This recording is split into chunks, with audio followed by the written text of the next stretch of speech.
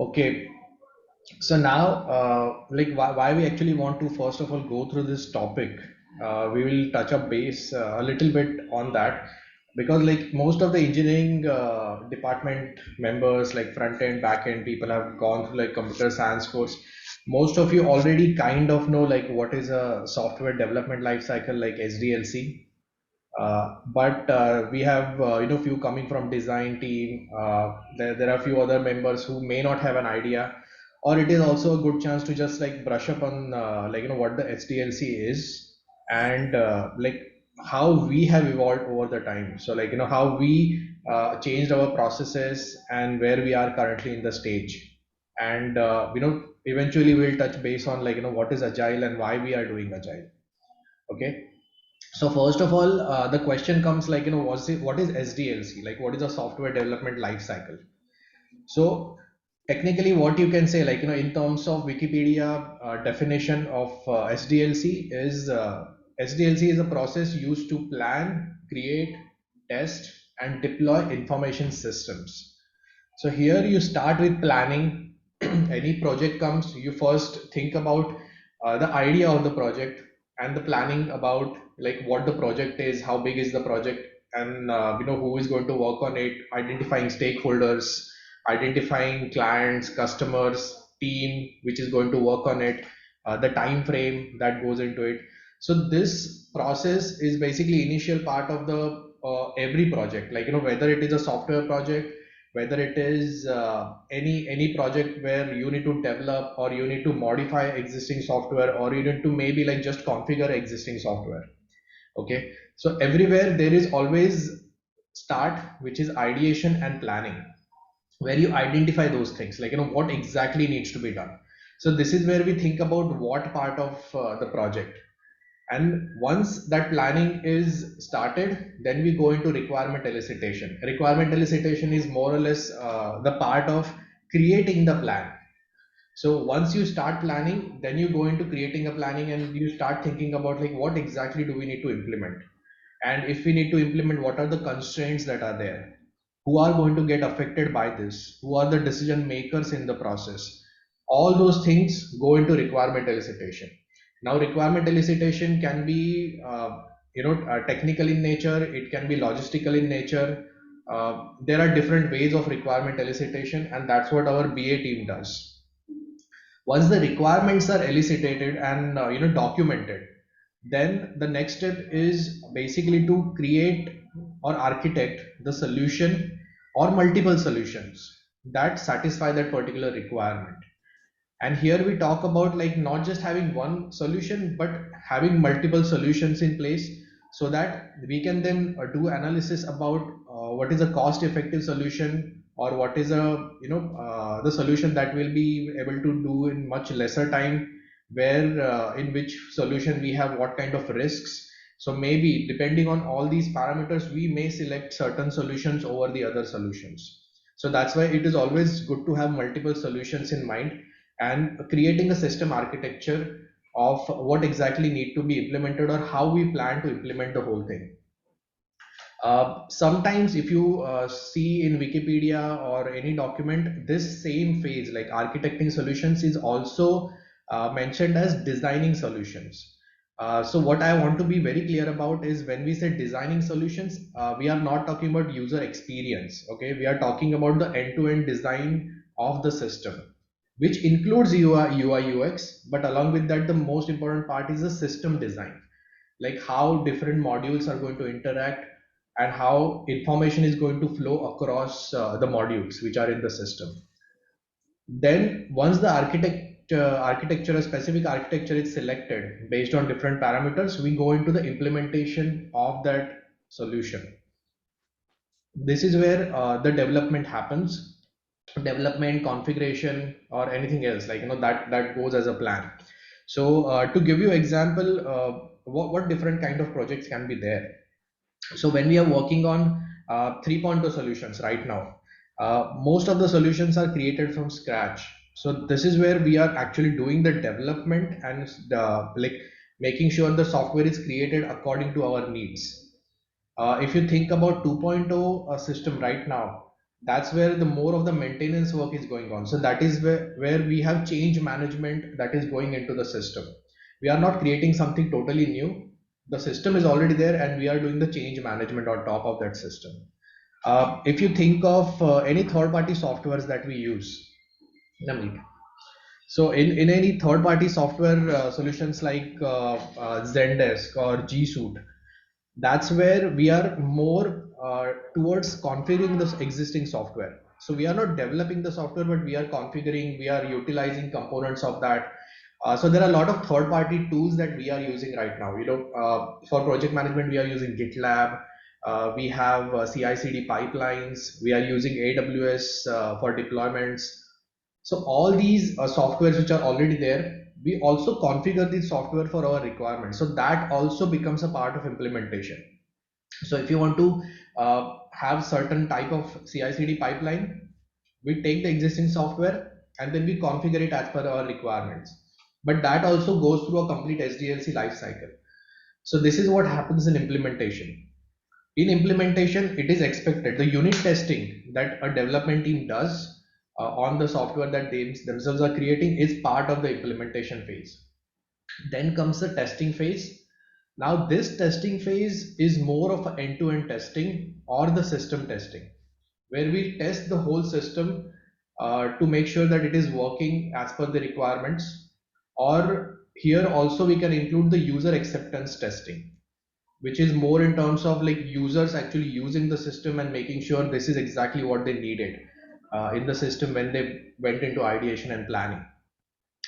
Once the user acceptance testing is done, then comes obviously the deployment part. Like any software you develop, it has to see the production environment, and that's where the deployment part comes, and where the system is deployed for the users on the production environment, whether it is configuration, whether it is a new software, whether it's a change management, anything that is there. And after that, it goes into maintenance, because whatever we develop, whatever we provide to users, we also need to maintain the system on ongoing basis. So all the third-party components, all the sanity testing environment, all those things need to be maintained gradually. So all these 7 steps, they become the part of SDLC lifecycle. So any SDLC lifecycle that you may come across, it will always have these 7 steps. The only difference you may see is point number 1 and 2 sometimes are combined into one. So sometimes you will see 6-step process, or sometimes you will see 7 steps process. But ideally, these are the steps that goes into SDLC or software development lifecycle. We are going through this because we have design people who have not gone through like computer science course. That's why we need to make sure we start with the basics. Okay. Going forward, what are the different methodologies that are present for SDLC? So when we think about SDLC, there are many SDLC models or different methodologies which have little bit of variation, and most companies develop these variations according to their requirements. But if you think about more in abstract manner, what are the overall high level view of different methodologies, you can consider waterfall model, which is like the oldest software development lifecycle model. You have incremental models, you have spiral models, and latest nowadays you have agile models, which are being used in the system across the organizations. There are many organizations we are currently moving towards agile or already have moved towards agile a long time back. So we'll just start going through individual models and understand why these models exist. Like why not just go for waterfall model or just incremental model or spiral model. Basically, what are these models actually entail, and why do we use a particular model? Like in which scenarios a particular model is supposed to be used. Okay, so that question comes up all the time. So sometimes if people start discussing, this question also comes up, which is the best methodology to use. And it's not as easy as just deciding this is the methodology that we are going to use for all the projects, because methodology actually depends on the project or on the system architecture that we are creating, and it depends heavily on how we want to develop a particular system.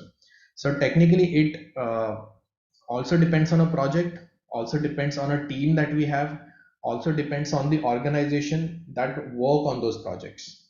Okay, so let's just go by understanding what waterfall model is.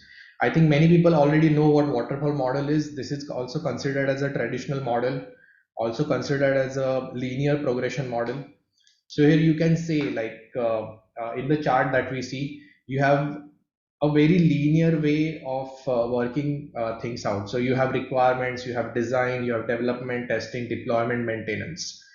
Here, the most important part in a waterfall model is a next phase that comes in the system is always dependent on the previous phase. Without previous phase completion, the next phase cannot begin.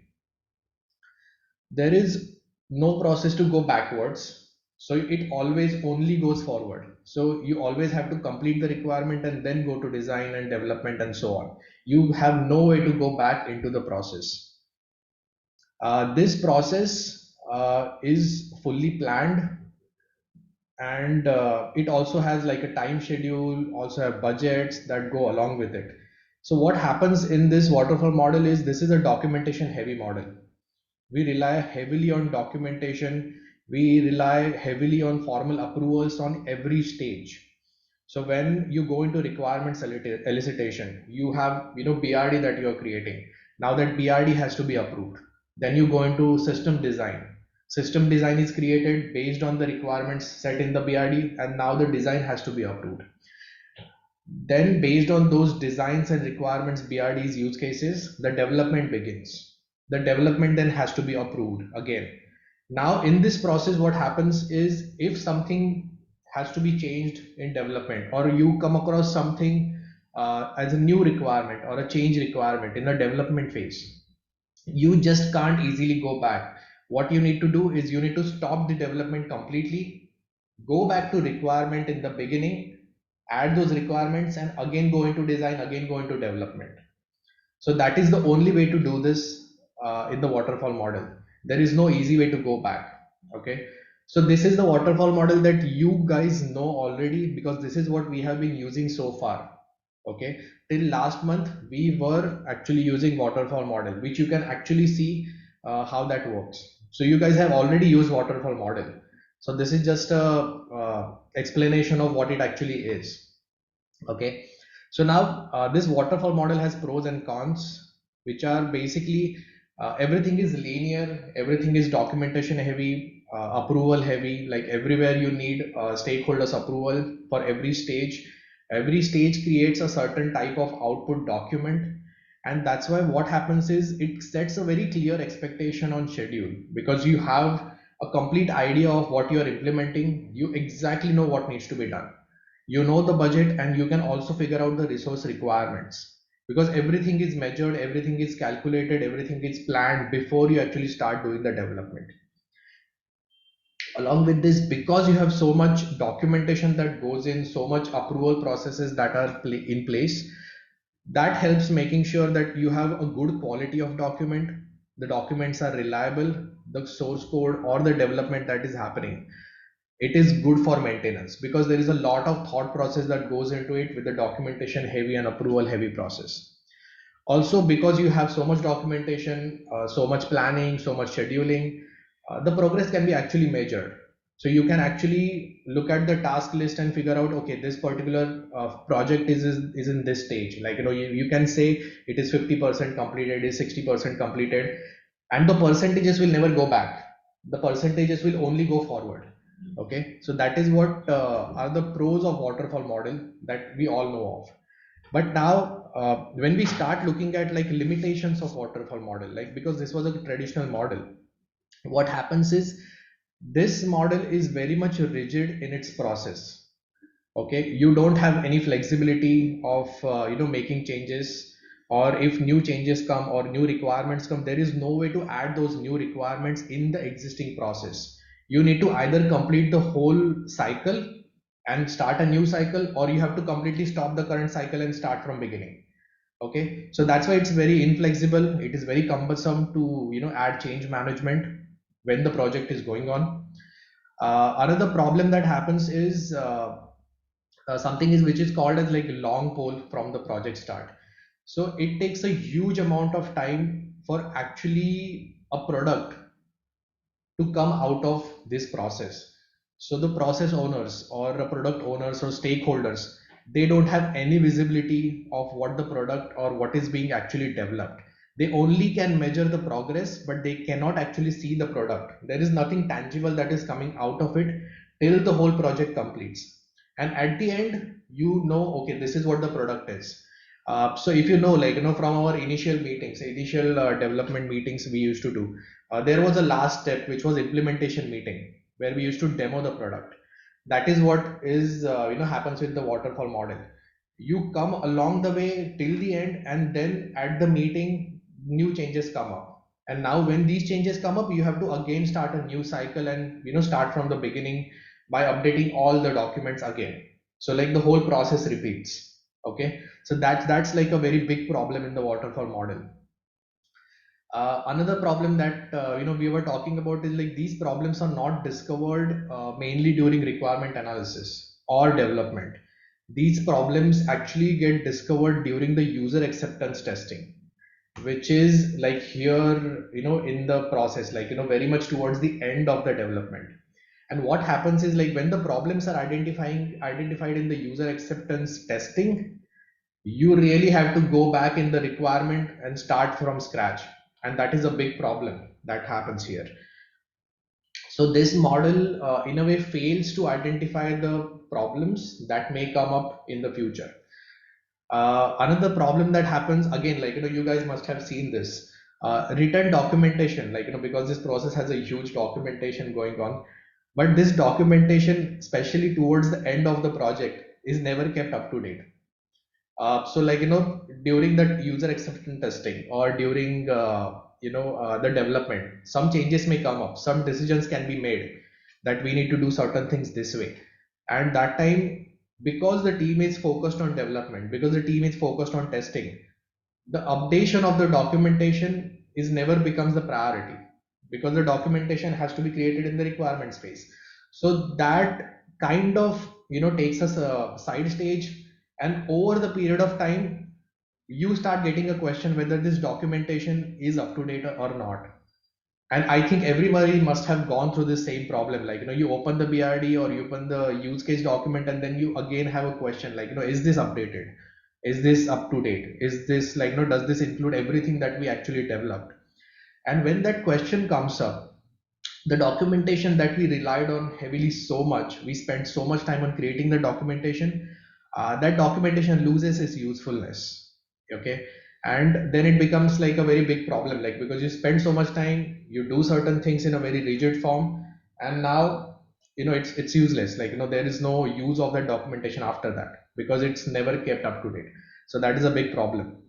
Along with this, because the actual product comes towards the end of the phase, this kind of model actually promotes a gap between business users and the development team, because business users never see the product until the project completes.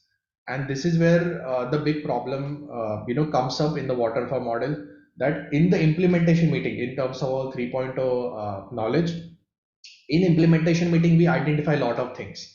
Sometimes it has also happened like, we went into meeting and figured out like this is not what we wanted, like, we wanted to build something totally different. And that happens in this model, and this model cannot do anything to overcome these cons. Okay. So like when you talk about these pros and cons, the question comes up like, okay, then why do people use waterfall model? Like, when to use waterfall model? It's not that, waterfall model is bad or poor in terms of project management. It's not. It's one of the classical models which is still in use, which is still people use, and it is still one of the major models that is used in the software development lifecycle. Okay. So when to use this model, it is very specific. Okay. So when you have very clear objectives and a solution in your mind, you know exactly what you want to implement, waterfall model can be a very good model to use, because you can take up the large project, very complicated project, but you know exactly how it needs to be implemented. You can create a good plan around it, and the plan will help you get further. If you don't expect like a lot of change requests, or there are no unknowns in the project, waterfall model is a good model to use. uh, then coming to another thing is like, because like again, like the product actually comes at the end of the phase, uh, the stakeholders or product owners, they do not see the return on investment till actually product gets developed in the whole process. So if you don't have any pressure, for example, from stakeholders, like, okay, I want this product on, like, just develop and do it as much as time it takes, do it the right way. If that is the kind of attitude, that is a kind of project requirement is there, then it is a good project. Another thing is project team has to be completely on board with what the solution is, and they need to know exactly how it needs to be implemented. So objectives of what needs to be implemented and how it needs to be implemented, if it is very clear, waterfall model is a good model. This model is supposed to be used only when the requirements are stable and will be unchanged throughout the development again. And there are also some projects which have this, like, inherent requirement of formal approvals, and that's where again the waterfall model helps, because there is approval process present in every step of the process. So you have certain things where the compliances are required. If you are working for certain clients and the client wants a certain compliances to be placed in place, this is a good model. If you have things like, for example, Zendesk, we want to configure support system, the software that support system uses. If you want to configure that solution, we know exactly how it needs to be implemented. And in that case, this waterfall model is a good model, because just need to configure the system as per the requirements. And it has like formal approval processes. So in those cases, this is a good model to use. Okay, so that's about the waterfall model. Before I go further, like, I just want to understand if you have any questions on this so far. Anybody has any questions?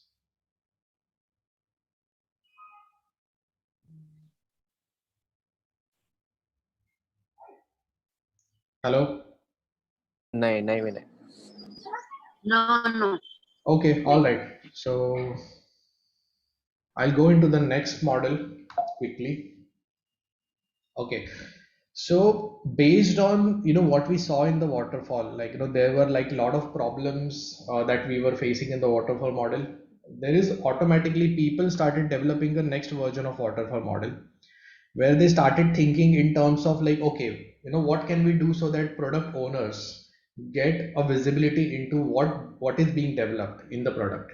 Okay, so there is always process visibility in the waterfall model, but there is no visibility in terms of what is being developed. Okay, so that's why people thought, like, okay, this is the only problem, so let's think about, like, how can we bring that product visibility, like what is being developed in this, because that is the only problem with waterfall. So that's when people started working with incremental model. So what people decided is, let's combine iterative nature approach and this linear approach into one process, where instead of thinking like a one big waterfall, you can think of mini waterfalls which are done across the iterations. Okay, so basically what we do is we convert the all huge requirements into smaller requirements, and those smaller requirements have their own waterfall model. And then that is completed, people, like, product owners see what is being developed, then we go on to the next requirement and that is developed, and then we go into the next requirement and that is developed. So that's why it has that linear motion along with the iterative nature of the whole process. So that's why what you see in the chart here, basically you start with analysis of requirements, you design a solution, you implement a solution, you do the review, and you deploy the solution. And once it is deployed, you go back to the requirement analysis again of the same project, you take up the new requirements and follow the same process again. Okay, so now what happens because of this, because you have these mini waterfalls along with the iterative approach, so you are combining the best of both the worlds. It allows the change in requirements. So for example, like, if any change comes up, that change will we will be able to implement that change much earlier in the whole project development life cycle. Okay, so we don't have to wait till the implementation meeting of the whole development. We take up like maybe one page development. We look at that one page, figure out okay, this page is according to requirements or not, deploy it, like go to the next one. Okay, so that way product owners get more visibility into what is being developed, and from the linear mini waterfall you already have a process visibility because you know how big the project is. So basically this is more of a divide and conquer methodology, where you divide project into smaller segments and then work on those segments in a linear manner or iterative manner. Okay, here in this process the focus is more on the adding value towards customers. So deploying things is in focus rather than following the process and rigidity. Okay, so our focus move from process to delivering customer value early in the project development. So this is a very useful model, which is considered as the next iteration of waterfall model itself. If you guys again think like we have also used this model. So like when we started working on so individual projects that we have worked on so far, we have updated those projects over time based on new requirements. So that is basically on certain increments we kept deploying the newer versions of microservices, newer versions of any UI that we have developed. So this is basically what incremental model is. Okay, so first was waterfall, that was linear. Incremental, which is a combination of linear with iterations. Okay, okay, so what are pros and cons? Like, what is good and what is bad about this model? The good thing is like, unlike waterfall model, this model provides value early in the development lifecycle because you are able to see the product, you are able to deploy the product for users. It allows for requirement changes between the iterations. Problems can be detected much earlier in the phase because you don't have to wait for those implementation meeting towards the end of the whole project. You have like smaller deployments, that's why you can detect the problems much earlier in the phase. It can utilize knowledge learned in the earlier iterations. Now this is a very important point about utilizing the knowledge learned in previous iterations. So what happens in case of a single waterfall model? Like you keep working on all these steps, there is a very little interaction between across the departments when these steps come in, and there is a very little that you can again add back into the project because the once the project is finished, it is out of the development life cycle. You can't do anything about the project later on. You have to basically start a new project completely. But in case of incremental model, what happens is because of the iterative nature and the way we break down the big project into smaller chunks, what we learn in iteration 1 can be used in the iteration 2 as a base. So when we do the requirement analysis, that knowledge actually helps the problem that we faced, that helps so that we can learn and improve in the following iterations. Again, in this model, there are problems like again, because there are these mini waterfalls. What actually it turns into is again like a very heavy documentation, because in case of a single waterfall model, there was one document on every step. Now you just increase the number of steps with smaller iterations. So now you still update the documentation, but much more times compared to the waterfall model. So still like a heavy documentation is required. Sometimes it becomes like when you keep working on these iterations, you kind of lose track of what was the original objective because you're so focused on learning something, developing something. The project becomes something like which is never ending, and that happens. That is a big problem with this model that people started noticing when they started implementing this model. So here what happens is like project goes into perpetual development basically, and it's just like people just lose track of what is the actual objective was.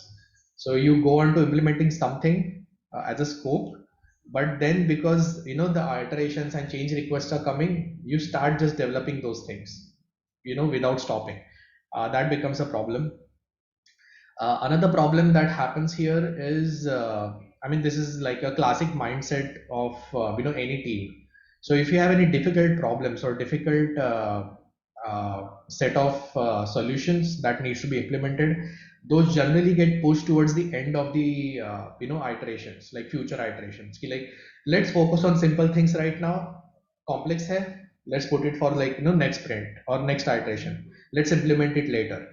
And because of that, what happens, like most of the complex requirements, they get pushed for the future iterations. And along the way, again, like this model loses its charm, because what clients are seeing or the product owners see in the earlier phases is a very simple implementations, which is not adding that much of a value. But the more complex solutions are actually get pushed towards the end, and again, we are faced with the same problem. So people created this model with certain mindset in mind, but they kind of fail to understand how human psychology works. And when you combine the model with human psychology, again you are faced with that problem. And again, like that is basically a big con about this incremental model as well. So now the question comes, like when to use this model, like how to decide, like whether I should go for waterfall or whether I should go for incremental model. So here what we can do, like these are the basic rule books or rule guide that you can keep in mind. In case of waterfall model, if you know everything about the object, like what and how to implement, that is a good model in case of waterfall. But there are also projects where requirements are not completely understood, or even the clients don't know exactly what they are looking for. They have some ideas about, okay, this is what I want to do, but I'm not clear, or I'm not able to visualize how the project is going to be. And in that case, the incremental model works very well, because you start with one model, one particular small chunk of requirements which are implemented. Once the user sees that product, utilizes that product, they get much more understanding of, okay, what exactly I need, and then they can add more requirements and refine their requirements. So that's where the incremental model becomes very useful. If you are working, if the team is working in unfamiliar technical arenas, okay, so like backend team, like our backend team exactly knows, our front end team also knows. So whenever you use some new technology to implement a solution, you basically can't use waterfall model, because you don't know how to implement it. You don't know what needs to be implemented. But in case of incremental model, what happens is you can improve the product in iterative manner. So if you remember, in case of microservices, we did work on activity logs. That exactly went through the incremental model. We initially started with like, okay, small set of requirements, this is how we'll do. And then we went into more complex solution, and then we created more complex solution. And along the way, we learned things, how not to do the implementation. Okay. And finally, at the end, like we have a product that can be actually utilized. Okay. But what we need to keep in mind is, in every iteration, there was a usable product. The only thing is, like, the technically it was not advanced. Towards the end, then we made sure, like, okay, technically it is very clear what we actually wanted to implement. Okay, so that is how this model helps in those cases. So in case of activity log, we actually use the incremental model. Changing requirements due to rapidly changing technology, such as leading edge applications. So there are projects where you start development of the project, but the technology changes or the new technology comes up. And here the incremental model again becomes very useful, because then you can come in between and change the technology and still keep working on the same requirements.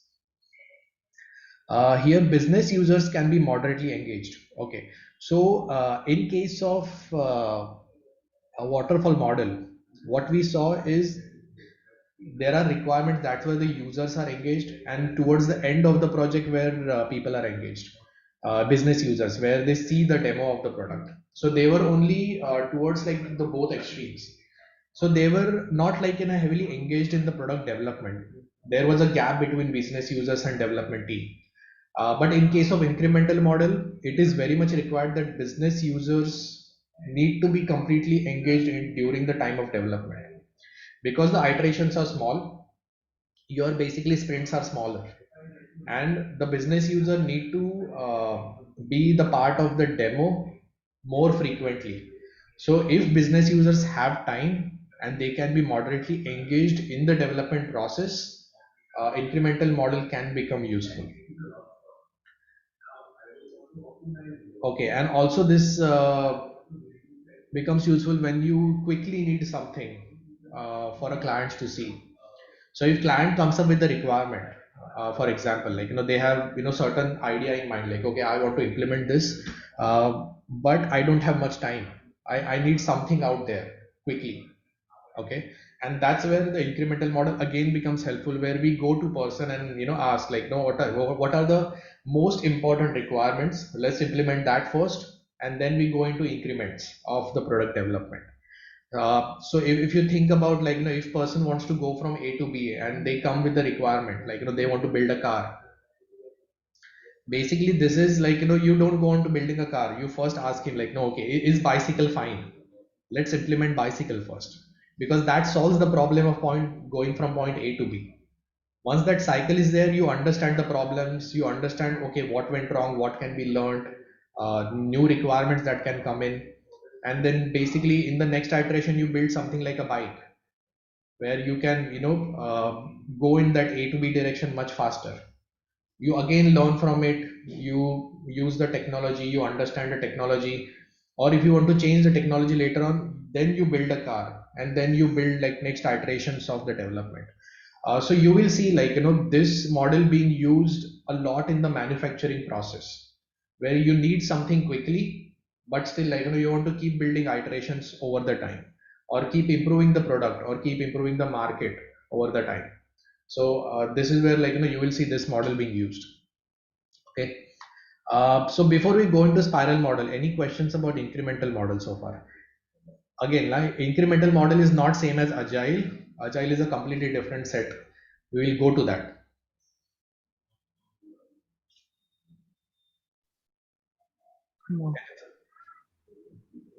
Okay. All right.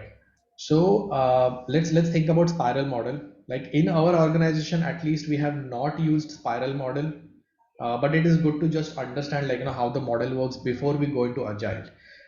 Because agile model, which we are currently, which this meeting is all about, it needs the understanding of all these models and how that agile model got developed from seeing the limitations or pros and cons of these models. That's why it is very important to understand this. Okay, so spiral model, again, like if you see this diagram is from Wikipedia directly. Spiral model is again the combination of linear and iterative approach, but it is different than incremental. This model focuses heavily on risk assessment. Okay, so if you have any project where there is a high risk involved, or a high risk in terms of, say, there is machinery, there is the people's lives which are at stake, there is a high risk involved. So medical applications, manufacturing plant applications, things like automobiles, these or medicines, these kind of things, they have like tend to have a high risk of the utilization, and that's where this model is very useful. At every stage in this model, we break the project into smaller segments and we analyze risk. We minimize the risk in that particular iteration. So the first focus is always on the risk analysis rather than requirement analysis. Okay, so first two models that we saw, they start with requirement analysis. Spiral model always starts with risk analysis, like what are the risks involved and what do we need to implement. Uh, each cycle, each iteration starts with identifying stakeholders and what the success of that particular iteration is going to look like. Okay, every cycle. So in case of iteration, we never went into defining at every iteration who the stakeholder is. Like once we, towards the beginning of the project, we define who the stakeholder is and we go with the process. But in case of spiral model, it is very important that at every beginning of the spiral or every beginning of the iteration, we identify and make sure the stakeholders are correct. People know what are the risks that are involved and we work to solve those risks. Okay, so they have to define what the success is. Each cycle ends with a review of the implementation and a new commitment, that what we are going to implement and what do we need to implement in this cycle. Okay, so what you are going to see now is like, every model is adding something on top of the existing model. So like you saw waterfall, then you have incremental where it added certain more aspects in the process. Then we now go into spiral model where it is again adding more things into aspects, where it is focusing more on the risk rather than focusing more on the requirements. Okay, so this particular model heavily relies on identifying risks and creating prototypes that people can see, that users can interact with, not necessarily the final full-fledged products, but these are more like prototypes that people can interact with. Okay, so in this diagram, if you see towards the center where the project is beginning, here, if you see this is where the concept of the requirement begins to take shape. So let's take an example for this kind of project. Uh, so imagine a project where uh, you have some kind of medical machinery, like, okay, for example, diabetes people have. So this machine, if somebody wants to develop, which constantly pumps insulin into the blood. Okay, now this particular device needs a software. It needs to analyze what is going on and how to take operation, how to identify when to pump insulin into the blood. So now we start with the concept in the beginning, like, okay, this is the concept, like this is something that we want to develop. We have no idea technically how it is going to be implemented. We have no idea what user actually wants. We just have the concept in mind, and there is a high risk associated with that. So always it starts with developing a first prototype. Now this prototype does not have functional components. It just has mock interactions with the product. Okay, like, this is what the product is. You show it to the user, you take their feedback based on how this product works. If we provide this kind of interaction, what are the risks involved with this interaction? And we gather requirements based on that prototype. So we first create a concept, show it to users, and once the user sees those concepts, they give us the requirements. Okay, so this is very different compared to what we saw earlier, where it started with requirements and then ended up with implementation prototype. In spiral model, we start with prototype and then go into requirements, because users have no idea. These are like new products which are coming into the market. Nobody knows what they actually need. But when you see some prototype, you will get a better understanding of what needs to be implemented. Okay, so that happens there.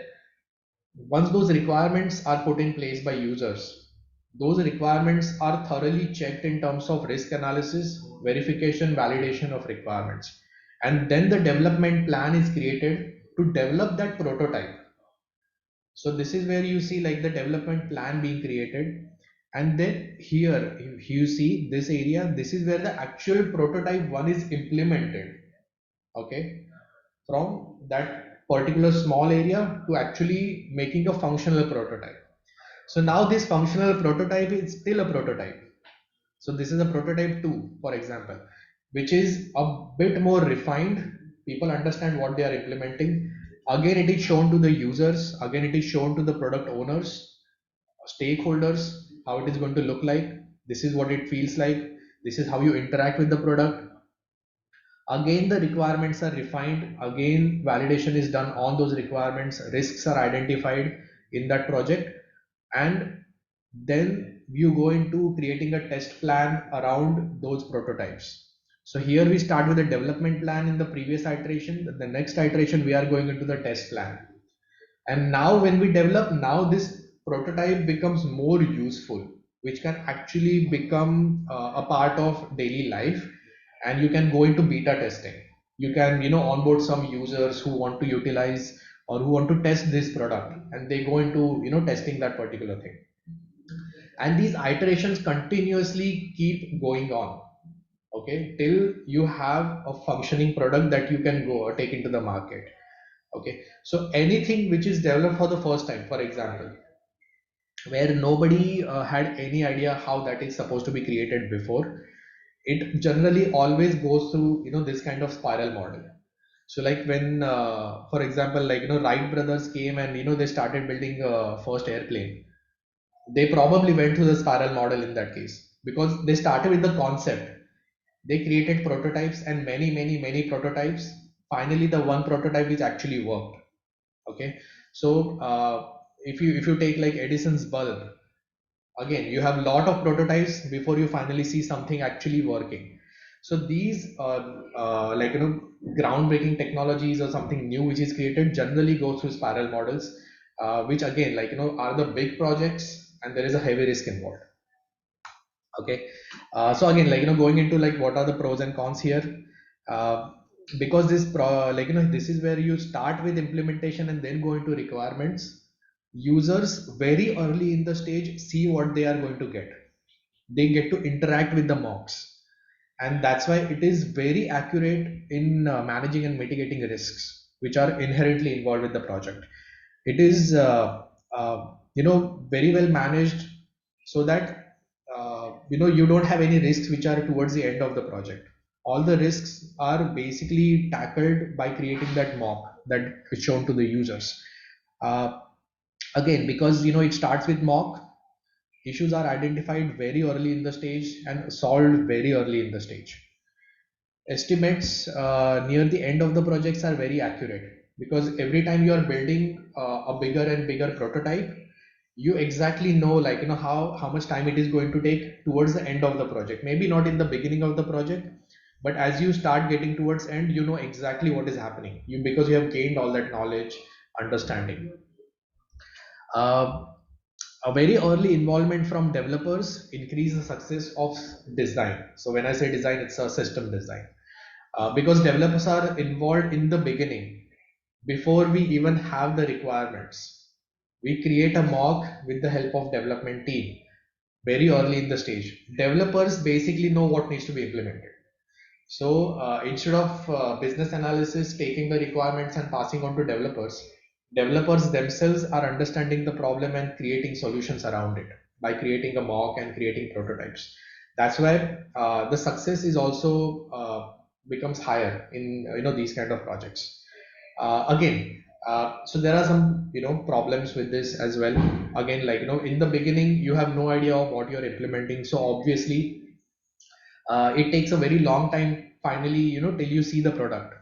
Like it took Wright brothers a very long time to actually come up with the plane, or for Edison to come up with the bulb. It took a very long time, and that's what happens in this kind of models, because there is a risk. Because it takes more time, more resources are involved, automatically it becomes a very high cost project because the cost increases. uh, Again, what happens is you need a really specific skills in the team to identify and mitigate risks. Okay, you need expertise from that field if you are developing something. So if you are developing something in medicine, you need expertise in the team from that particular background. Without those skill sets, this model will not work. So you cannot just take any set of development team and work on any project. You always need people who have a very good knowledge in that particular area to identify and mitigate risks when they are developing these things. Finally, what happens is, because you work on prototype requirements, the prototypes which are getting created as per a very fine-tuned requirements of the user. And that's why the product that gets out of this is very customized to that particular solution, which cannot be reused at all. So there is no reusability of the software that we create in this, or the hardware that gets created in this process. That particular project does one thing and one thing only. Okay, so that, like, when we start working in the modern environment, that kind of becomes a problem, because in the modern environment we want to reuse and reutilize the development efforts that we have put into the project. This does not allow that. So it's like a one time thing, high cost, you develop it and then you never look back. That is how it works. Okay, so that is a very big problem. So basically, when to use this, when there is high risk identification and mitigation is very important in the project that we touched base on. These are for medium to high risk projects. Users are not sure what their requirements are. It is starting with the concept, where you need like regular prototypes in the development phase. The requirements are very complex. time and cost are not as important as the solution. So like these things, like building a plane, building a light bulb, or the medicine injection that we talked about, the time and cost is not important. What is more important is that that particular device needs to work 100%, because people's lives are at risk. That time, this particular model can be used. Also, little to no experience in projects area, because this is a completely new thing that people are developing. They have no idea how it works technologically or logistically. Spiral model works because over the period of time, people gain that knowledge in the process. Okay. All right. Any questions on this model so far?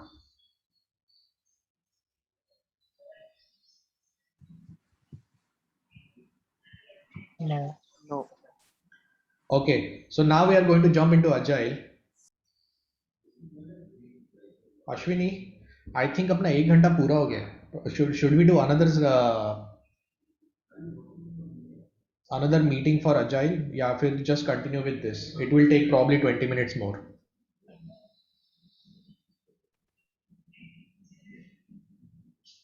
Ashwini there?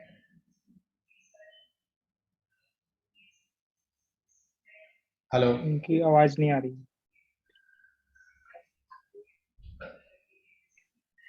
Connected नहीं, I guess.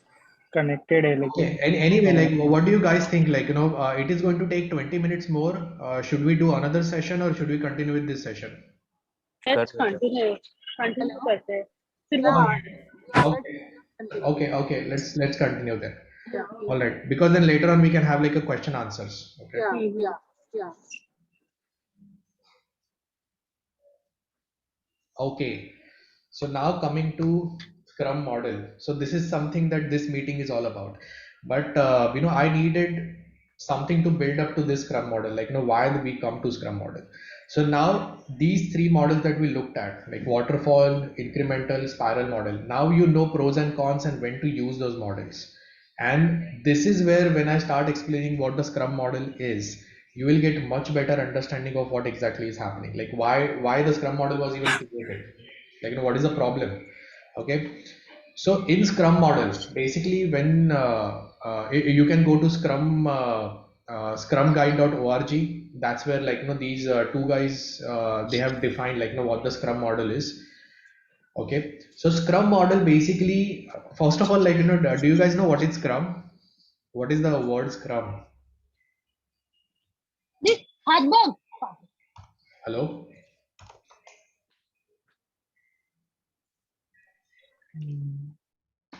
किसी का आवाज. Sorry मेरा. No, it's okay. Do you know what is the meaning of Scrum? Okay, so Scrum is basically in the game of rugby. There is this concept actually is taken from the game of rugby. Okay, so if you go into a definition in thesaurus of the word Scrum, in rugby, an ordered formation of players used to restart play, in which the forward of the team forms up the arms interlocked and so on. So like if you have seen rugby, there is a formation that is created when they start the game, like ball is thrown and then they start running after the ball. Okay, so that is basically is what is called a scrum. Okay, and this concept is taken basically from that same thing. Okay, so when people were thinking about all these models and they were looking to improve upon the existing models, they started thinking about why can't be like a game of sport where there are team members, where there are teams which are cross-functional teams. So even if you consider like a game of cricket right now, not everybody is a batsman, not everybody is a bowler, not everybody is something else. So these are the group of people with cross-functional skills and cross-functional understanding which come together to achieve a common goal of winning the match against the opponent. Okay, that is where the concept of Scrum comes from. So Scrum actually is taken from the sports analogy, where you have teams of different skill sets, people of different skill set in one team, and that one team goes after the goal of achieving something. Okay, every game that you see, whichever is a team game, you will always have people which are cross functional. In case of football, you have like midfielders, you have goalie, you have strikers. Every team game has these people which are collected from different skill sets. Okay, and that is exactly what is required here. Okay, so now the scrum model, so now you know what the scrum concept is. Okay, so the scrum model comes from the iterative approach called sprints. Okay, so sprint is basically like in case of game of rugby, you basically have a scrum and then you run towards the ball, so you have a sprint that people do. So that's why the word sprint comes from. Okay, so there is a team which throws a ball, sets a goal and runs after that goal, so that's why it is sprint. uh, this process that is created, scrum process, it is flexible, it is adaptable, and it is great for modern development scenarios. Okay, now why is it great for modern development scenarios? Because just like in the game, once you are on the field, you can't go with the same plan that you created in the dugouts. Like you have to on the fly change your plan to make sure you win the game. Okay, and that's where this model is created from.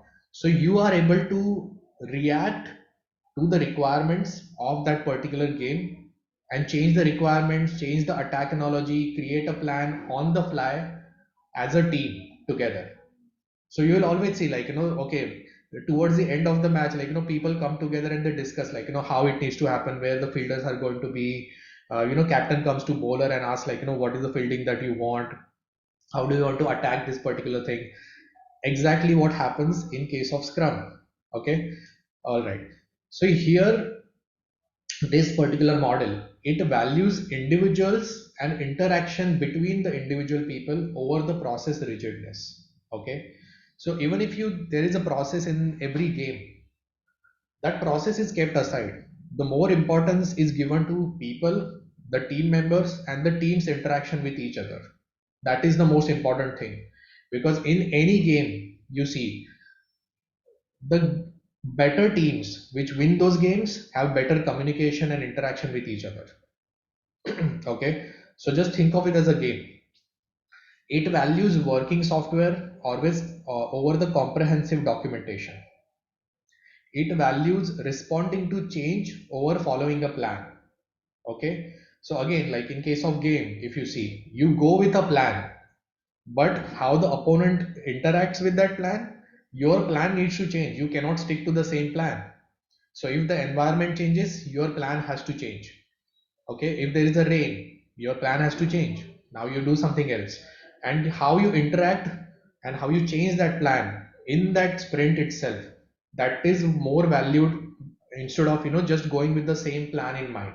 Okay, this process or this model values collaboration over the contract negotiation. Okay, now this terminology I will explain a bit more. So in case of every model that we saw earlier, all these teams, like there was development, there was testing, there was design, there was requirements, there was deployment. Now all these teams are working separately, nobody is working together. And that's why like whenever a project goes from one phase to another phase, always there is a contract negotiation. Okay, there is a some form of checklist, like when do we consider like okay, it went from this phase to this phase. And there is that contract which is in place between, say, like back end and front end, or BA and any other team. So these are always contracts, like a specific documents, specific documents that are being shared, or specific checklist which is being shared. Those contracts are there. In Scrum model, the collaboration between the people is always valued over these contracts. Okay, this is a very important concept to understand. So whenever you think of a Scrum model, think of a game analogy. Think that you are in a game and as a team you are playing that game. You will understand Scrum model much better. Okay, don't think in terms of software at all. Okay, so now let's go over like different roles which are involved in the Scrum model. Okay, here I want like interaction from people. Okay, so the project team is the one which completes sprints, and the project team is made of three items, which are the product owner, the Scrum team and the Scrum master. Okay, product owner focuses on the what or ROI of the project.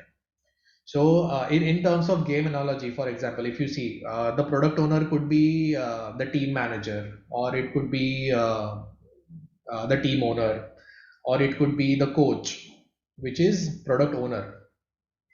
The Scrum team is a cross-functional team, focuses on how to achieve what is defined.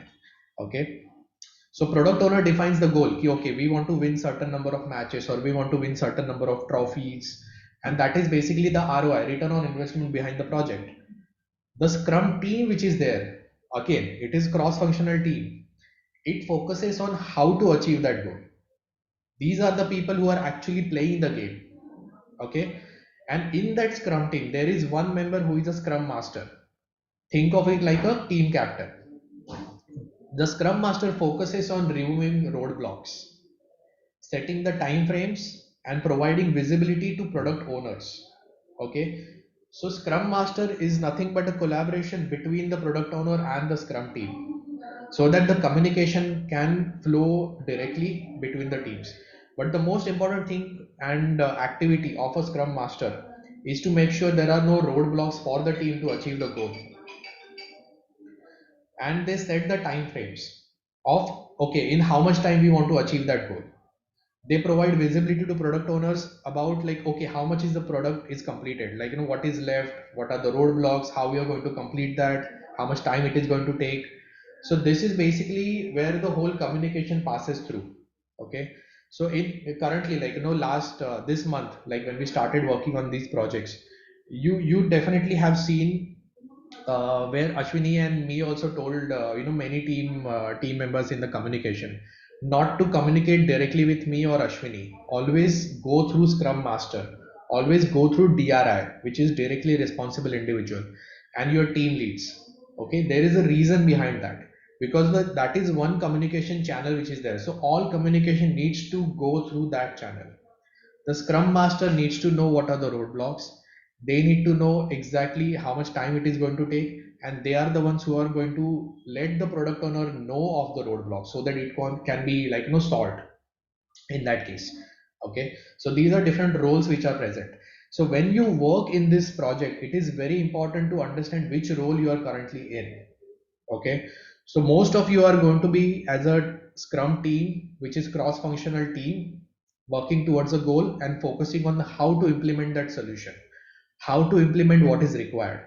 You are in this game together. You are in this game to collaborate with the same team, with different members, different cross-functional teams of the same team. Okay, uh, so there are like a few concepts in Scrum model which are called as artifacts. So there are main two artifacts that it is very important to understand and differentiate. Okay, it is very important to have this clear understanding. There is a product backlog and there is a sprint backlog. Okay, it is very important to understand what is the difference between the two. Okay, so you have a product backlog, which is list of features that the business wants, force ranked by the product owners. So like it is requirements which are placed by the priorities, or by the importance, or which talks about list of features. Okay, this is what we want to implement based on priorities. Okay, this is the most important thing, then so on, then so on, then so on, that's all. Now anyone can add user stories or use cases in the product backlog. Okay, so when we add issues in GitLab, for example, these issues anyone can add as a part of product backlog. So when you are adding issues and adding what do you say, different labels of that particular project, you are actually creating a product backlog. So when every technology person in the team creates their own tasks, you guys are creating product backlogs. Okay, it does not contain technology specific tasks. Okay, this is very important, which we need to understand going forward. So the tasks which get created for the Scrum process, these are called as user stories or use cases. These are end-to-end use cases, end-to-end user stories. These are not technology specific tasks. So when we talk about a backlog, we talk about a backlog in terms of, okay, these are the use cases that users need, that businesses need. We do not go into the, okay, optimize this code. That is not a product backlog. That is a task. Okay, that should not be considered as a product backlog. Okay, and then there is a concept of sprint backlog. Okay, so sprint backlog is basically something that gets created for a given sprint based on what is there in the product backlog. So you see the product backlog, you pick up certain tasks or certain user stories that you are going to complete in that given sprint and put it in the sprint. So when we assign a label, like week number or sprint label to each activity, that is what we are doing. So when we add that particular issue into a given sprint, basically we are committing that we are going to complete this in this sprint. Okay, and every sprint has to have a deadline to complete. Okay, so these two concepts are very important to understand. Going forward, we are going to utilize the same thing. Okay, so this is how the Scrum process looks like. Okay, this is taken again from the scrum.org. These are the official guides of how the Scrum process need to work. Okay, so as we see towards the left, we have a product backlog that is created. Okay, and here the way this is shaped, if you see, here you can see like this block is bigger, then there is a smaller block, then there is a smaller block, and so on. So this is as per the priorities. So what you see here, this is the highest priority task that needs to be completed, highest priority user story that needs to be completed. Okay, that's why it is as a stack, that it's basically a queue, not a stack, sorry. And here, from whatever is the highest priority is always taken into the sprint planning and put into the sprint backlog. Okay, so product backlog is created with the help of product owner and the team and the scrum master all together. And once that is done, the sprint planning is done on every sprint. So towards the beginning of every sprint, the sprint backlog is created where you choose the most important issues that we need to work on and you put it in the current sprint. Okay, and that is how the sprint backlog is created. So sprint backlog is nothing but the issues that you are going to work on in the current sprint or a specific sprint. Once that is created, then basically the sprint starts. You have a scrum team which works together and completes that one sprint. Okay, and here you have things like daily scrum meetings and so on. We will go into that, like different meetings which are involved in this, but basically this is where the team full-fledgedly starts working in achieving the sprint backlog completely. Okay, once that sprint backlog is completed, once the sprint completes, you basically have an increment of the product which can be shipped, which can be delivered, which can be deployed. That's why you can see the diagram, it actually looks like a bug which can actually be shipped. Now this product which is developed, it's shown as a part of sprint review to the product owner. Okay, so this product iteration or product increment is shown to product owner and gather the feedback based on, okay, what is missing, what new needs to be added, do we need to update the product backlog or not. So based on the sprint review that happens between the product owner and the team or the scrum master, the backlog is updated for the product. If there are certain more things to do or certain things that need to change, that goes into product backlog, never into sprint. And based on again priorities, so product backlog always goes as per the priorities, always. Okay, it is not a pool of tasks, it is a linear table of tasks that need to be completed, and it always has a rank. Okay, so that's what happens in sprint review. Once the sprint review is completed, you go into sprint retrospective. In the sprint retrospective, we'll talk about what happens in the next slide. So after sprint retrospective, the next sprint starts. Excuse me. Okay, so after the sprint retrospective, you go through an understanding of what can be done, what happened, what can be improved. So sprint retrospective happens within the team. Okay, once that is done, then you again go into the planning for the next sprint. You again take a look at product backlog, you take up the highest priority tasks put it in a sprint backlog and work on it. Okay, let's see like different meetings that we were talking about. So sprint planning is basically moving items into sprint backlog. Okay, so sprint planning is basically moving items into sprint backlog from product backlog based on priority. Remember the words based on priority is very important. Not just any tasks. You always pick up the tasks which are the most important tasks that need to be completed as per the rank. Daily Scrum. Daily Scrum is basically daily meeting of not more than 15 minutes in the team where every team discusses what we did yesterday, what are we going to accomplish today, and what are the roadblocks that we are seeing in front of us in this sprint. Okay, so it's a very simple meeting. What we did yesterday, what we are going to accomplish today, and what are the roadblocks that we see in place in this sprint. That happens daily meeting. Then you have a sprint review. So this is the sprint review meeting. Sprint review meeting is basically where you demonstrate the product and get feedback from the product owner and update the product backlog. Okay. Then you have sprint retrospective meeting. Sprint retrospective is basically inspecting the last sprint and you focus on what are the lessons which are learned.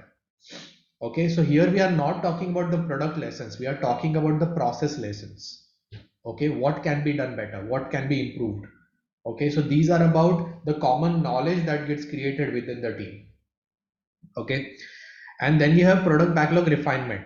So here this arrow that you see, product backlog refinement, adjust, split and determine dependencies of the backlog items. So that can keep going on. Okay, so these are the basic meetings which are involved in the sprint. Okay, now going towards Scrum models cross-functional team, like why that team is important and what are the characteristics in that team which are very important. Okay, and this is very important for every person to understand because you guys are playing a game as a team, achieving a particular goal in front of you. Okay, so these are the common things which are most important. You have commitment, which is the most important thing within the team, where you commit to achieving its goal and supporting each other in a team. So the goal is created for a whole team, and as a team member, you are committed towards achieving that goal and supporting each other in achieving that goal. Okay, the primary focus is on the work of the sprint to make the best possible progress towards these goals. So how quickly can we close these issues? How quickly can we develop the product? How quickly can we complete the sprint? That is the primary focus behind every sprint of every team member. The team members and product owner are open about the work and challenges. It is very important that there is a collaboration and a very clear communication path that Scrum Master creates about the challenges involved and what the work that is being done. So that openness is very required. So do not hesitate to ask questions. Do not hesitate to think about or improve certain things. That openness is very important in both directions. And Scrum Masters basically manage that openness and make sure that that openness exists within the team. The team members need to respect each other to be capable, independent people and should be respected as such by people with whom they work. Okay, so if there is a cricket team, for example, any sports team, that team cannot function if there is no mutual respect within the team for each other's commitments or each other's skill sets. That respect is the most important thing. Like out of all these, I'll say the respect and the courage is the most important thing that needs to be there. So trust your team members and respect your team members with their skill sets. That is a very important thing. And team members need to have courage to do the right thing and to work on tough problems. So if you see any problem, throw yourself at that problem. Have that courage to do the right thing, to actually go after the tough problem.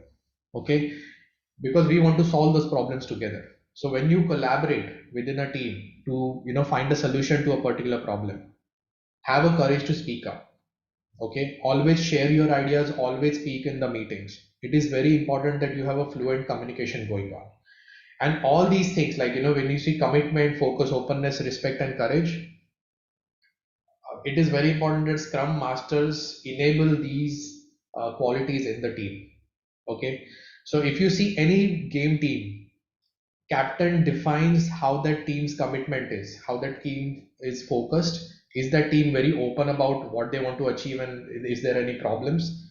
Do they have respect towards each other? And do they have courage to speak up and courage to solve the problem and go after the problem or improvise the solution based on what they think is the right thing to do? Okay, it is very important. So the team leads or the scrum master, they are the people who enable these things within the team. But again, like, it's a responsibility of every team to do this anyway. Okay. Okay, so again, like, the scrum model is not like, okay, everything is good about this process as well. Like, obviously there are also some pros and cons that we consider. So the best things are, like, it is flexible, adaptable to changing environments. This model is directly taken from the games and modern development, modern tasks, modern projects that we talk about. These are basically games. We are always competing with some other teams or some other companies or some other market. So that is a very good analogy. There is a lot to learn from how these games are played. We get workable product in front of us and front of business much quicker. So every sprint creates one product iteration. So the product is in front of this product owner very quickly. This promotes collaboration between business and development team, because every sprint, the product owner and the team and the scrum master is involved in the development and the challenges, and they are very open about these things. It is very easy to promote the collaboration between all these people.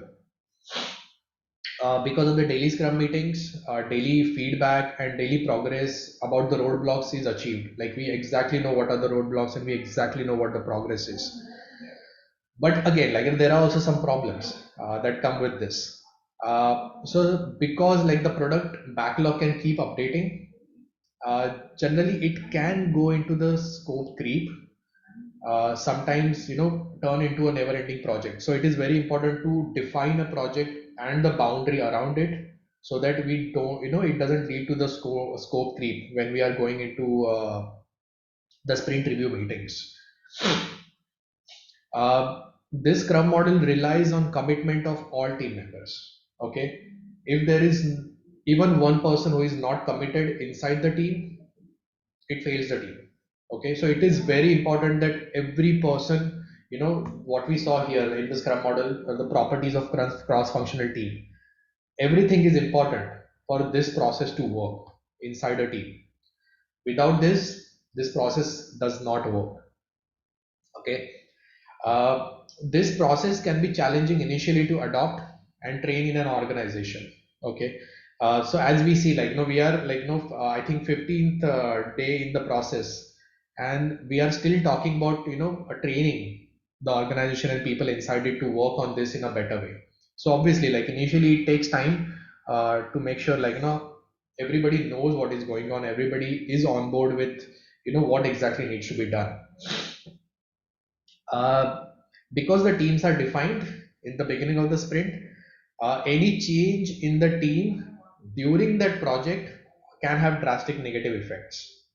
I mean, which is very obvious. Like, the team is working, there is a proper team, that team is on a winning streak, and you make some change in the team. It is going to have some effect, some negative effect on the team. Okay, so that is very obvious. So this is what happens. Okay, so now when to use the Scrum model? Again, as we saw, like, other project models, Scrum model also has certain ideas behind it.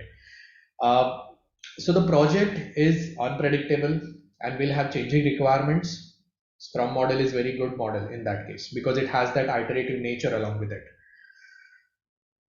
If you are working on something totally new, like, leading edge technologies, you are working on new technologies, you are figuring out things as you go, Scrum model is ideal model in that cases.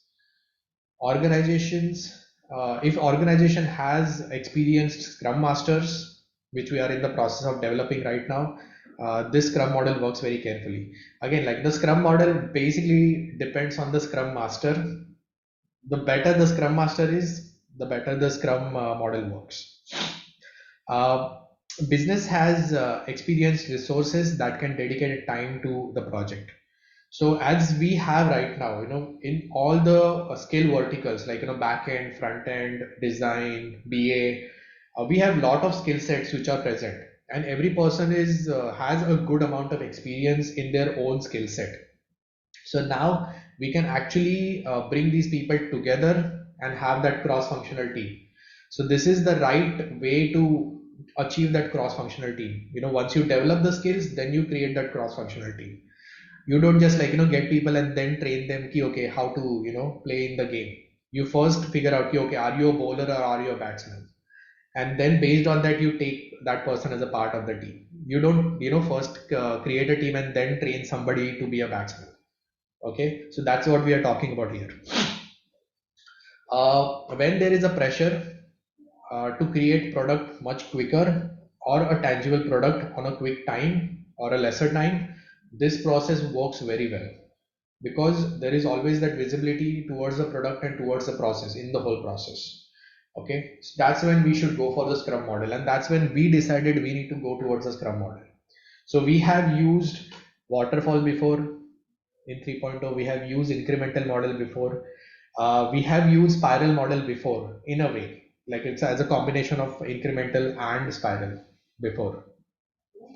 So now we are ultimately going towards the Scrum model and achieving things here as a part of Scrum model. Okay, all right. So that basically takes us through the whole SDLC and how we landed on the agile methodology of Scrum model. Now we are open towards questions.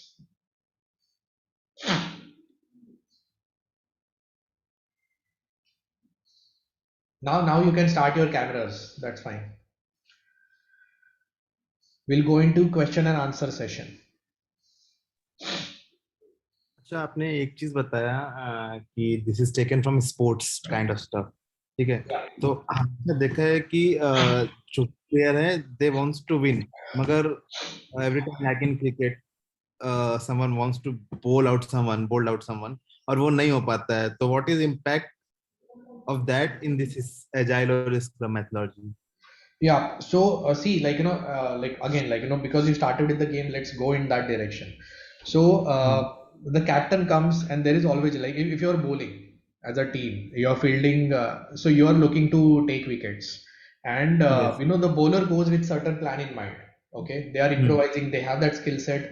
The captain trusts, and every team member trusts that bowler ki, okay, now that bowler knows what needs to be done, he has certain plan in mind. So now they start bowling. Okay, maybe the bowler is initially going after, okay, I want I want to bowl the person, मुझे yorker डालना है, या फिर I want to I have certain plan in mind which I want to do, या फिर I'm going to attack with him a bouncers. Okay, sometimes it may not work. So maybe तीन ball करने के बाद it is not working. So if you see in the game what happens, the captain comes to bowler and asks, okay, it is not working, what should we do?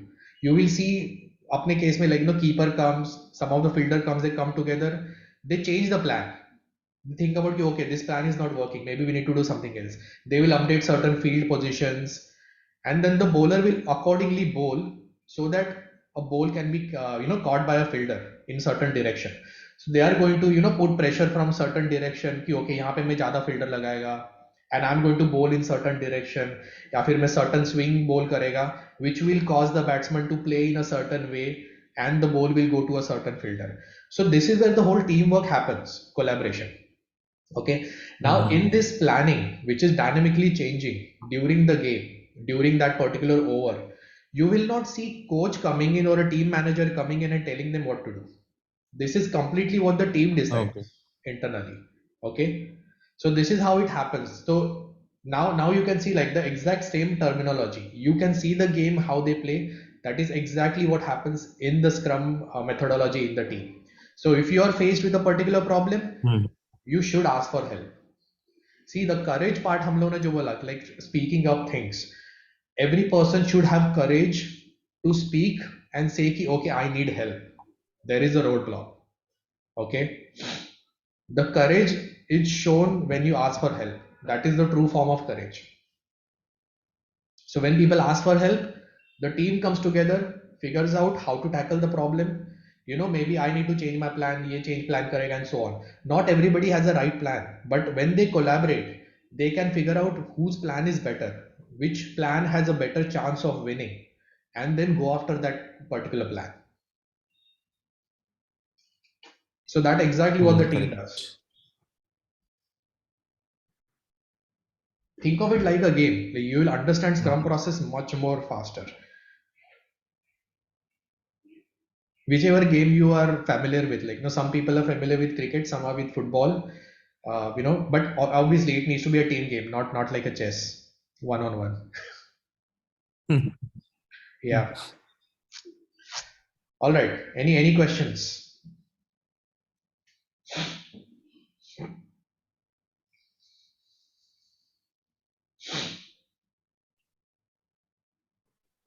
Vinay, I think we should also discuss the question that was common in all the technology meetings about the dependency that we have. Because of this dependency, we were stuck in. Can you verbalize the question for the team? Yeah. For example, if I am working with a groups and members service, and I am a front end member, and I am waiting for designs. So but once the design complete, then only I'll be able to start the front end, and then the further things. So that dependency I'm talking about. Yeah, again, like, you know, if you think it in terms of games, we'll understand it better. So, like game में जब भी plan करते हैं, like, you know, like just the last example that we took. Okay, the bowler never is going to figure out कि like, okay, you know, कि मैं पहले bowling करेगा, I'll first prove, you know, that I can bowl this way, and then only the fielder will go in that direction. Right. It doesn't work like that. They have to plan it so that in that same ball, the fielder is at present in that certain location. Okay, that is very important. ऐसा नहीं होता कि ball batsman ने click करने के बाद then fielder is going into the position to catch a ball. They already need to be in the position, and the plan has to be created कि okay, I'm going to bowl in certain direction, the ball is going to go that way, so place a fielder before there. So that is how the planning works. So यहाँ पे which you saw in earlier models, like in case of waterfall model, incremental model, spiral model, it heavily depends on contracts. कि like पहले में ये करेगा, बाद में, you know, this will happen and then this will happen. That is how the linear progression happens. In case of games, team games, linear progression does not work.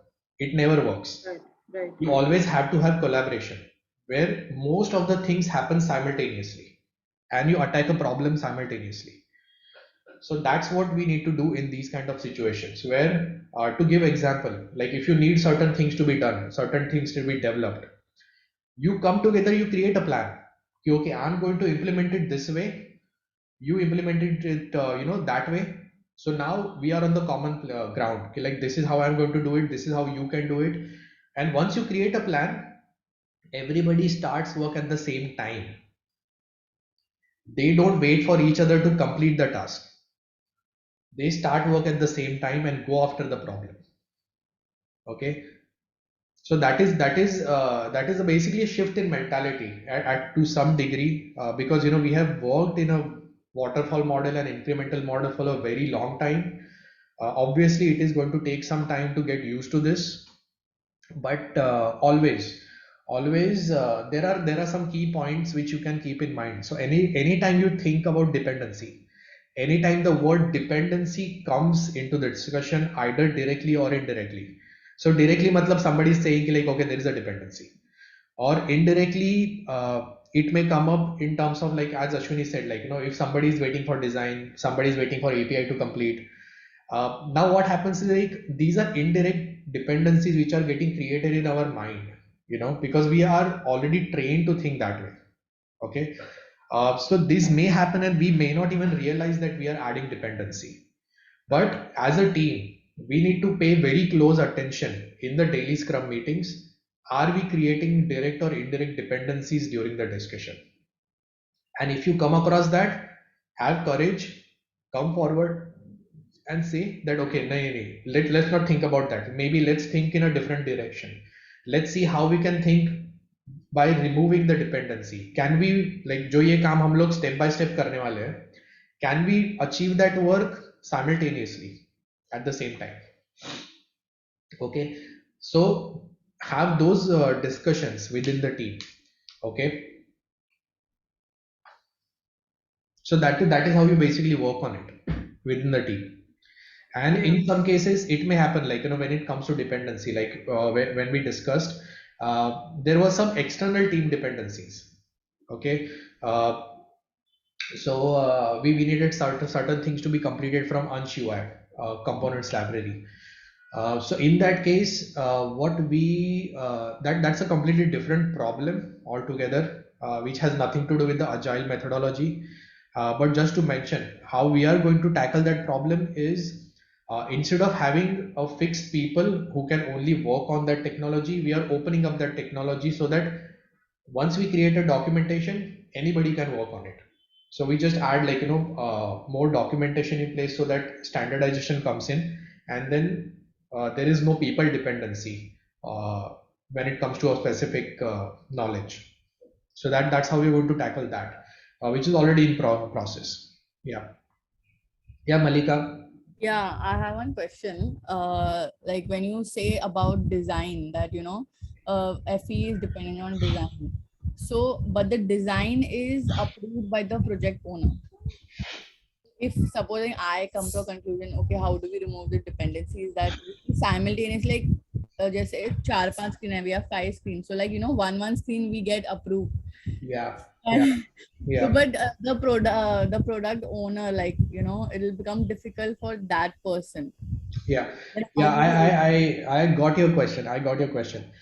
So I'll say, like, it is a bit of a problem from my side, because initially when we started with the process, somewhere I feel like, I did not put complete trust in the team to come up with the, correct set of designs initially, because, like, we are starting with the process. That's why I wanted to be involved in the initial phases, कि, like, कि हम लोग अब तक UI approve करते आए, so let's do that.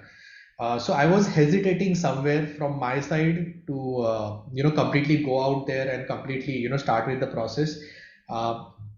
But what I want to achieve from the next sprint, from the next OKR next month, is that I want to remove my dependency, which is currently there on design, so that the design also gets approved internally within the team, and it works without my interaction. I actually want to do that, but initially I just kept it because we are still in the process of standardization. So I just wanted to be involved. It's more like it's more of a my problem, really, rather than talking about the team or a process. And second problem that we came across is that like your only dependency in implementation meeting, like पहले कैसा होता अगर कुछ भी change हो तो on the fly, like suppose we are unaware of like what we need to do in that particular situation, so back end also, okay, what changes can be done, in front end also, so you at that time only you come and tell us, okay, ऐसा ये सारी चीजें होनी है, ये changes होने हैं, but now in agile you are like, you're not going to attend the implementation meeting, so right. Like first we will discuss, and then we can reduce this time, like if you attend the implementation as a product owner. Yeah, But we need initial discussions. So initially when we create product backlog, that time it will need my interaction. In implementation meeting also, we like feel very strongly that if you are there, we can really reduce that time, that pehle hum log That is a sprint review meeting. No, design implementation meeting. I'm talking about design implementation meeting. When the design do we have design implementation meeting? Yeah, where design explains the designs to the front end, back end, BA and U.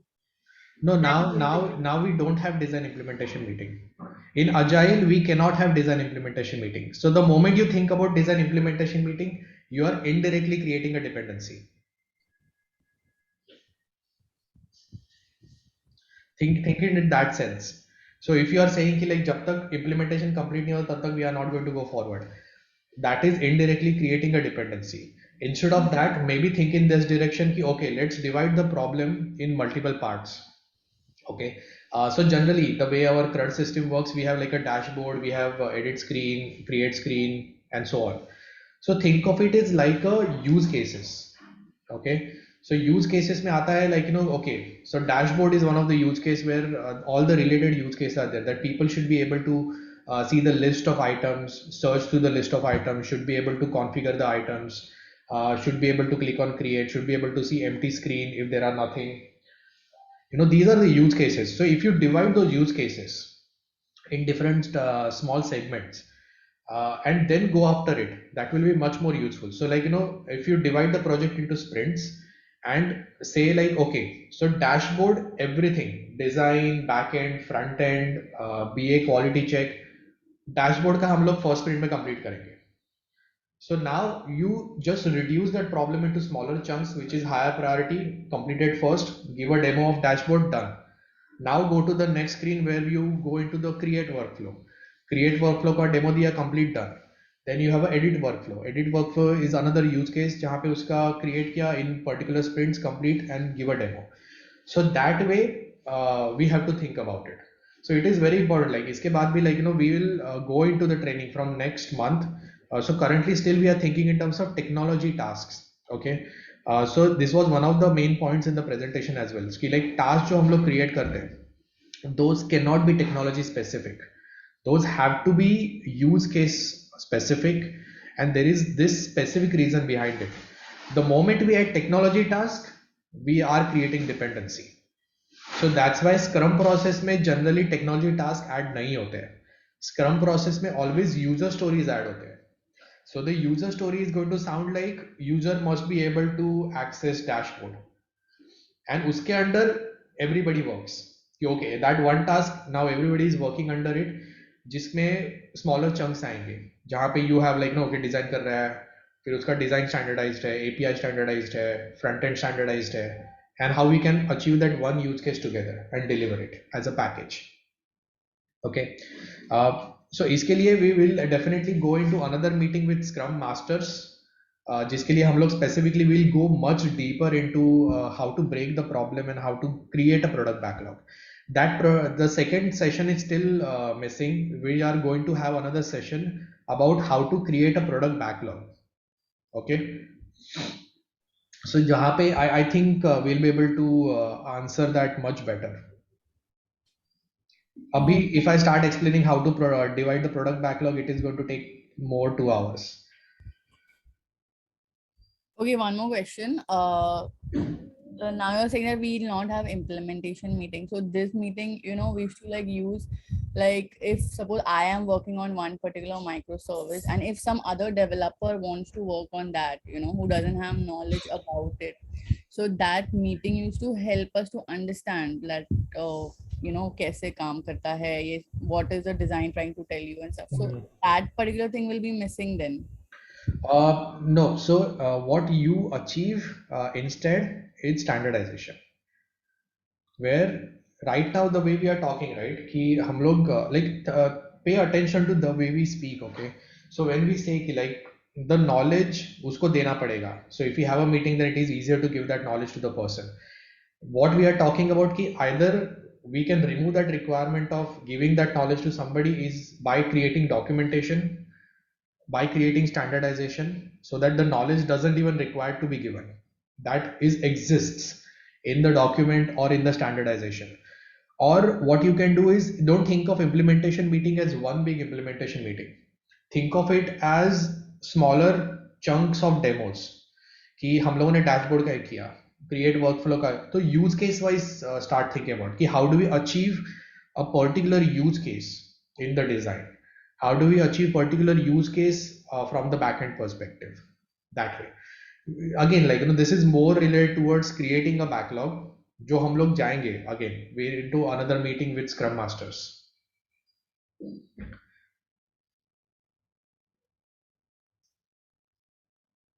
It's mainly about how to divide the project into smaller chunks.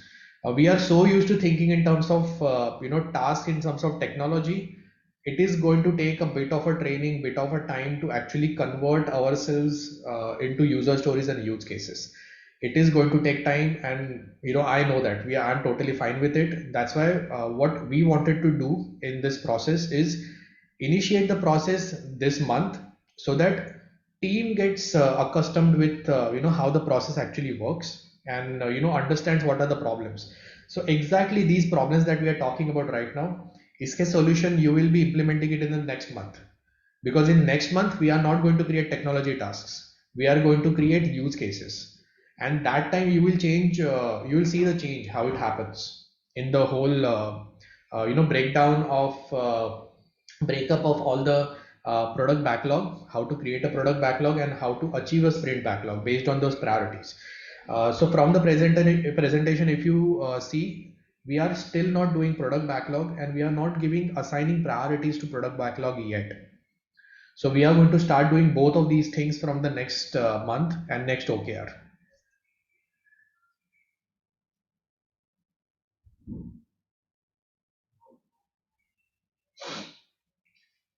Okay. Any other question?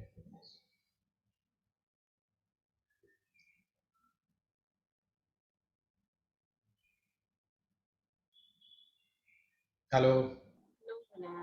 Nope. No. Okay. So what I'll do is I'll stop recording right now.